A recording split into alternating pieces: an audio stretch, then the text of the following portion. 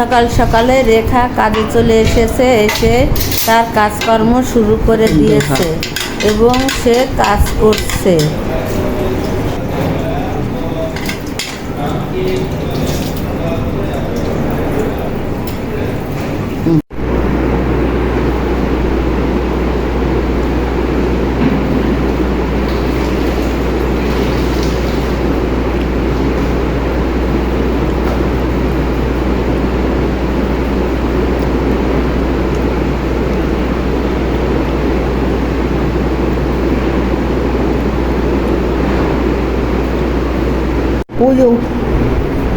ওই যে গুঁড়াটা বুঝছিস, একটু সাদা কোটিং মেরে দিত তাহলে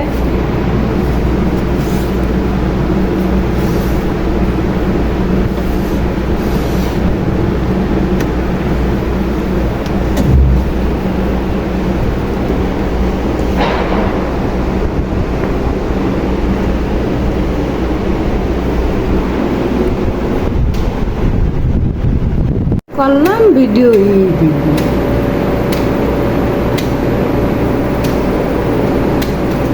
আরে অনেক কিছু হবে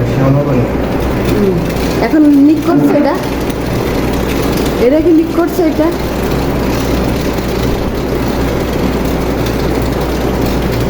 না আপনার আচ্ছা এটা মুছো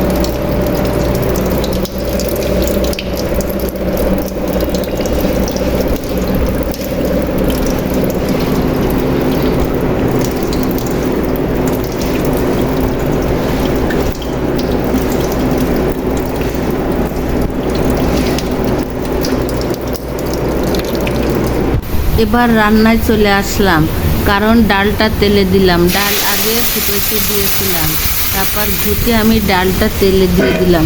আমি সব সময় বেশি করে ডাল রান্না করি, কারণ এত ডাল তো আমরা খেয়ে পারি না। রেখাকে প্রতিদিনে ভাত দিতে হয়, তাই এই জন্য ডাল তরকারি ভাত একসাথে মিলায় দিতে গেলে একটু বেশি করে রান্না করতে হয়। সব সময় একটু বেশি করেই রান্না করি। আমি এত ভিডিও করলাম, ডালটা হয়ে গিয়েছে, নামিয়ে রেখেছি। আবার এদিকে কাজের দিকে চলে আসলাম। ফিল্টারে পানি জল পড়া বন্ধ হয়ে গিয়েছে। এবার ওর মধ্যে ফিল্টারের বোতলগুলো লাগিয়ে দিতে হবে।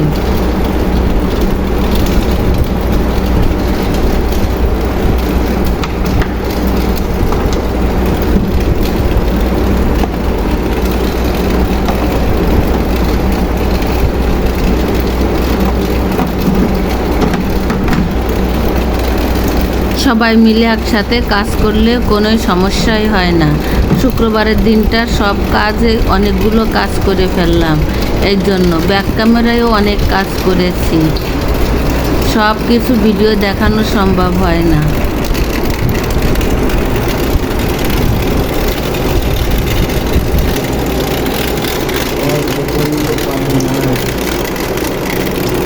পানি এই 5 লিটার আনো।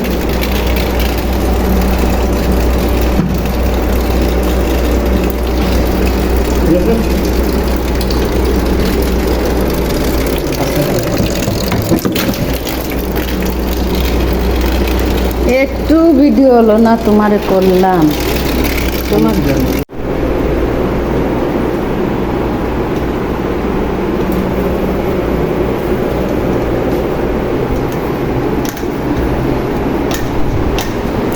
এটা লাক্সারি করা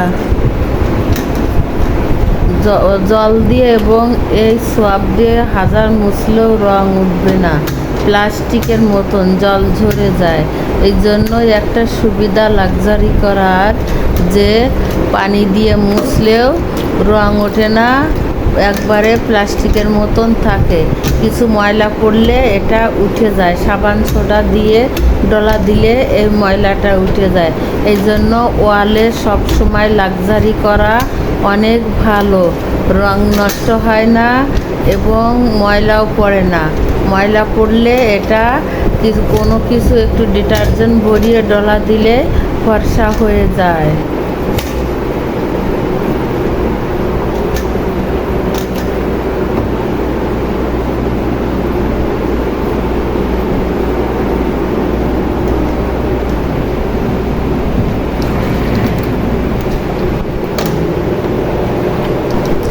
আমি আর রেখা মিলে পরিষ্কার পরিচ্ছন্নতা করে নিলাম, কারণ ফিল্টারটা পুরা খালি করতে হবে। এই জন্য অনবরত কলটা ছেড়ে রেখেছি। ফিল্টার একবারে খালি হবে, তারপর বোতলটা লাগিয়ে দিতে হবে। এই যে সাদা বোতল, এগুলি ভিতর লাগিয়ে দিতে হবে। 3টা থাকবে ফিল্টার, জল ফিল্টার করার জন্য।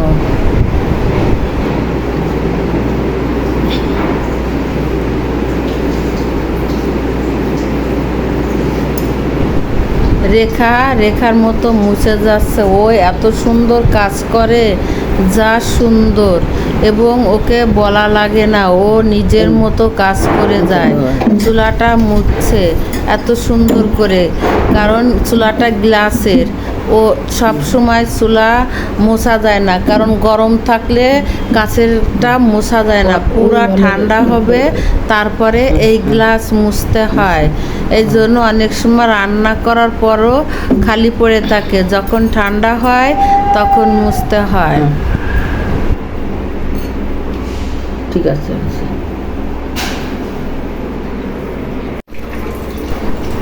মাছটা দেখে আমার ভয় করছে, আমি কিভাবে কাটবো, কিন্তু রেখা বলল কোনো ভয় নেই, আমি কেটে দিব। তাই রেখা মাছটা কেটে দিল। দেওয়ার পরে আমি রান্না করলাম কিছুটা মাছ, আর কিছুটা রেখে দিলাম। এই যে এইগুলি মাছ আমি রান্না করব বলে প্রস্তুত করছি। লবণ হলুদ দিয়ে মেখে ভাজি করব। একটু লাল লাল কড়া কড়া করে এই মাছটা ভাজি করে রান্না করলে তরকারির স্বাদটাই পুরাপুরি পাল্টে যায়। এই জন্য আমি লাল লাল করে ভাজি করে নিব। কড়াইয়ে তেল দিয়ে মাছটা দিয়ে দিয়েছি। এই যে বন্ধুরা দেখো, আমি মাছটা লাল লাল করে ভাজি করে নিয়েছি, খুবই সুন্দর এবং মচমচাই মাছটা, যে পরিমাণ ভাজি করছি। এখন আমি রান্না করব। ওই তেলে তেজপাতা আর জিরা ফোড়ন দিয়ে দিলাম। দিয়ে যখন একটু ভাজা ভাজা গন্ধ বের হবে, তখন তার ভিতর দিয়ে দিলাম পেঁয়াজ আর কাঁকরোল। এই কাঁকরোল আর পেঁয়াজ এক তেলের সাথে ভালো করে একটু ভাজি করে নিতে হবে। ভাজি বলতে লাল লাল ভাজি না, আর কাঁকরোলটা একটু কাঁচা কাঁচা ভাজি হবে।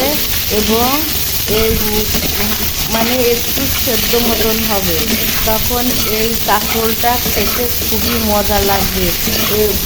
মুখের ভিতরে একবারে সফট মনে হবে, এই জন্য একটু কষিয়ে নিচ্ছি। সাথে কিছু কাঁঠালের বিচি দিয়ে দিলাম।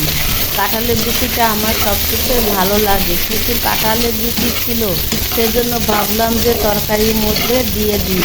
তাই কাঁঠালের বিচি দিয়ে নাড়াচাড়া করে ভালোভাবে ভাজি করে হলুদের গুঁড়া দিয়ে দিয়েছি, ধনিয়া গুঁড়া দিয়ে দিয়েছি, জিরা গুঁড়া, স্বাদ মতন লবণ,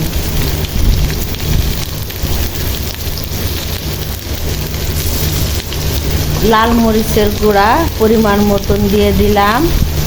দিয়ে এবার আমি একটু জল দিয়ে কষাবো, যাতে মশলাটা পুড়ে না যায়।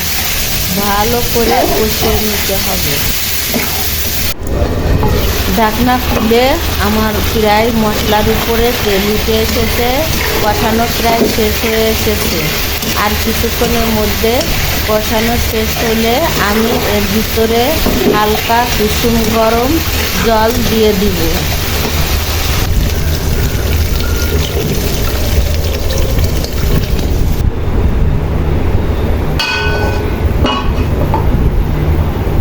ঢাকনা খুলে একটু নেড়ে চেড়ে দেখব কি পরিমাণ